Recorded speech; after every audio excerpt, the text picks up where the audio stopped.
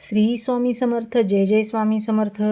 साडेसाती म्हणजे शनी साडेसाती. ज्यावेळी शनिदेव जन्मराशीच्या आधी जन्मराशीत आणि पुढच्या राशीत भ्रमण करतात, हा कालावधी साधारण 7 ते 5 वर्षाचा असतो. अनेकांना हा काळ कठीण वाटतो, पण खरं म्हणजे हा काळ आपल्याला सुधारण्यासाठी, कर्म समजण्यासाठी आणि जीवनात शिस्त आणण्यासाठी येतो.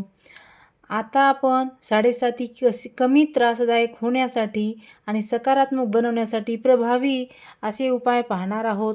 त्यासाठी तुम्हाला हा व्हिडिओ शेवटपर्यंत ऐकावा लागेल, पाहावा लागेल आणि आवडला तर कमेंटमध्ये श्री स्वामी समर्थ असे लिहायचे आहे. साडेसातीमध्ये सर्वात महत्त्वाचा उपाय म्हणजे शनिदेव यांची उपासना करणे. म्हणजे प्रत्येक शनिवारी शनी मंदिरात जाऊन दर्शन घ्यायचं आहे. काळे तीळ आणि तेल हे शनिदेवाला अर्पण करायचे आहेत.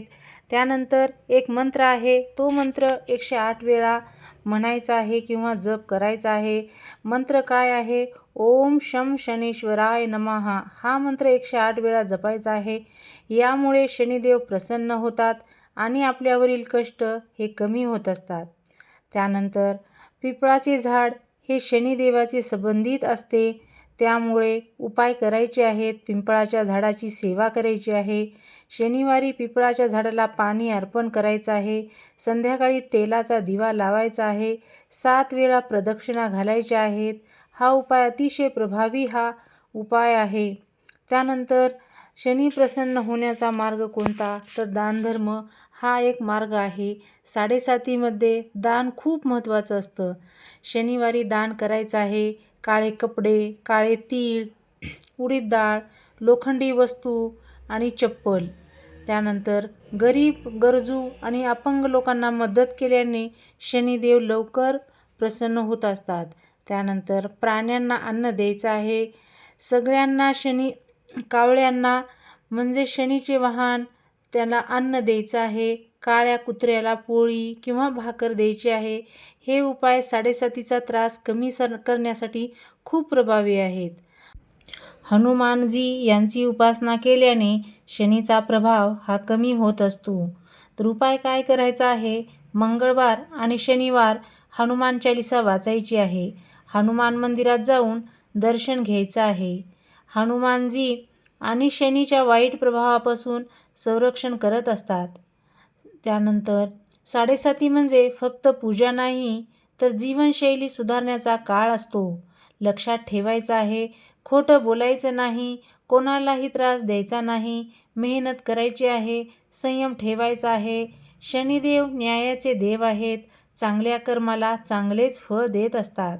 त्यानंतर शनिवारी तेल अर्पण करायचं आहे. शनिवारी शनी मंदिरात जाऊन काळं तेल अर्पण करायचं आहे. स्वतःच्या सावलीवर तेल पाहून दान करायचं आहे. हा उपाय शनी दोष कमी करण्यासाठी खूप प्रसिद्ध हा उपाय आहे आणि खूप प्रभावी असा उपाय आहे. त्यानंतर काळ्या वस्तूंचा योग्य वापर कसा करायचा आहे? तर काळा रंग हा शनीशी संबंधित आहे. काळे कपडे शनिवारी घालायचे. काळ्या दोऱ्याचा वापर करायचा, पण अंधश्रद्धा टाळायची आहे. श्रद्धा आणि विवेक दोन्ही ठेवायचं आहे. त्यानंतर मंत्र जप आणि ध्यान करायचं आहे. रोज ओम शम शनीश्वराय नमः नीलाजन समाभासम शनी स्तोत्र म्हणायचं आहे. त्यानंतर ध्यान करायचं आहे. ध्यान केल्याने मन शांत राहते आणि समस्या हाताळण्याची ताकदसुद्धा वाढत असते. त्यानंतर घरात सकारात्मक ऊर्जा ठेवायची आहे. घर स्वच्छ ठेवायचं आहे.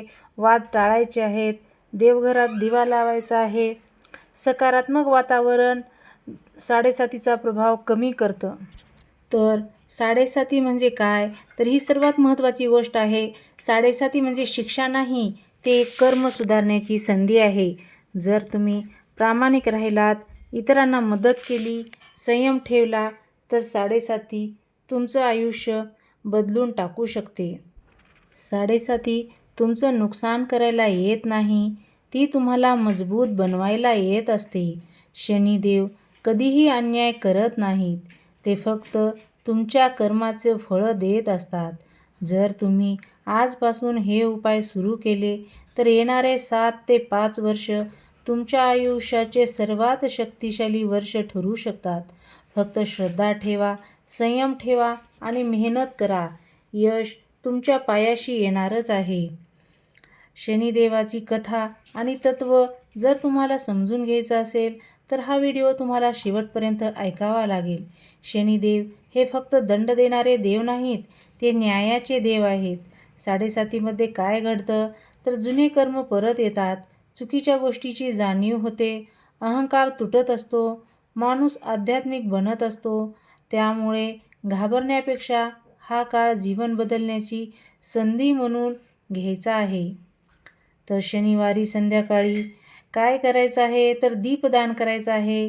काळ्या तिळाच्या तेलाचा दिवा हा लावायचा आहे. तो दिवा शनी मंदिरात किंवा घराबाहेर लावायचा आहे. यामुळे काय होतं तर नकारात्मक ऊर्जा ही दूर होते आणि शनीची कृपा ही वाढत असते. त्यानंतर मीठ आणि पाण्याचा उपाय. आठवड्यातून 2 वेळा पाण्यात थोडं खडं मीठ टाकायचं आहे आणि त्या पाण्याने आंघोळ करायची आहे.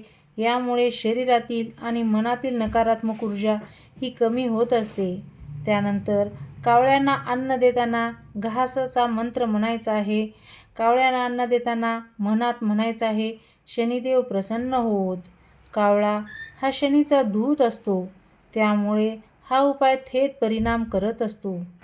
त्यानंतर शनिदेवाचा विशेष असा मंत्र आहे, तो गुप्त पण प्रभावी आहे. तर रोज 21 वेळा म्हणायचा आहे, ओम प्राम प्रीम प्रॉम सहा शनेश्वराय नमः. हा मंत्र साध्या मंत्रापेक्षा अधिक शक्तिशाली मानला जातो. त्यानंतर काळ्या घोड्याच्या नालाचा उपाय करायचा आहे. घराच्या मुख्य दरवाजावर काळ्या घोड्याचा नाल लावायचा आहे. त्यामुळे वाईट शक्ती घरात येत नाहीत आणि 7.5चा प्रभाव हा कमी होतो. त्यानंतर कर्म सुधारण्याचा संकल्प करायचा आहे. स्वतःला विचारायचं आहे, मी कोणाला दुखावलं आहे का? मी प्रामाणिक आहे का? रोज 5 मिनिटं आत्मचिंतन करायचं आहे. कारण शनिदेव फक्त कर्मावर चालत असतात. पूजापेक्षा कर्म जास्त महत्त्वाचं असतं. शनिवारी उपवास करायचा आहे जर शक्य असेल तर. तर शनिवारी साधा उपवास करायचा आहे.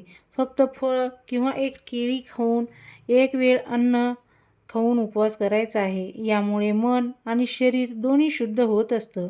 हे टाळणं खूप महत्त्वाचं आहे. खोटं बोलणं, फसवणूक, पैशाचा गैरवापर, वडीलधाऱ्यांचा अपमान, कारण यामुळे 7.5चा त्रास हा वाढू शकतो. त्यानंतर विश्वास ठेवायचा आहे, सगळं बदलणार आहे. 7.5 ही कायमची नसते. हा काळ निघून जात असतो आणि जे लोक संयम ठेवतात त्यांना खूप मोठं यश भेटत असतं. आणखी तुम्हाला वाटत असेल की सगळं तुमच्या विरोधात चाललं आहे तर थांबा, कारण हेच तुमच्या आयुष्याचं टर्निंग पॉईंट असू शकतं. शनिदेव तुमचं नुकसान करत नाहीत, ते तुम्हाला त्या उंचीवर नेत आहेत जिथे तुम्ही आधी कधीही पोहोचला नव्हता. आजपासून एक निर्णय घ्यायचा आहे, चुकीचं सोडायचं आहे, चांगलं करायचं आहे आणि देवावर विश्वास ठेवायचा आहे. मग बघा 7.5 संपेपर्यंत तुम्ही नवीन व्यक्ती बनलेले असाल. तुम्हाला हा व्हिडिओ कसा वाटला? आवडला का? श्री स्वामी समर्थ. जय जय स्वामी समर्थ.